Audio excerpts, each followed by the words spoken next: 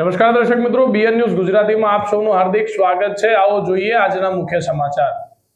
કેશોદના અજાબ અને સોદરડા ગામે ગળાફાંસો ખાઈ મોતને વહાલું કરવાની ઘટનાથી પરિવારમાં ગમગીની છવાઈ।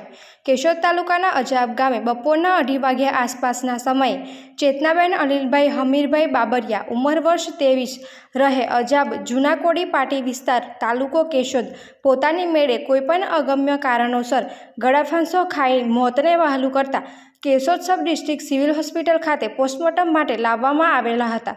કેશોદના સોદરડા ગામે બનેલા બીજા બનાવમાં સાંજના 5:30 વાગ્યા આસપાસના સમયે ભાવિનભાઈ ગિરીશભાઈ ચાવડા ઉંમર વર્ષ 22 રહે સોદરડા ગામ બસ સ્ટેન્ડની બાજુમાં તાલુકો કેશોદ કોઈપણ અગમ્ય કારણોસર પોતાની મેળે પોતાના ઘરે છતના આડસર સાથે કાપડનું દોરડું બાંધી ગળાફાંસો ખાઈ મોતને વહાલું કરતા Keshod sub district civil hospital ખાતે પોસ્ટમોર્ટમ માટે લાવવામાં આવ્યા હતા।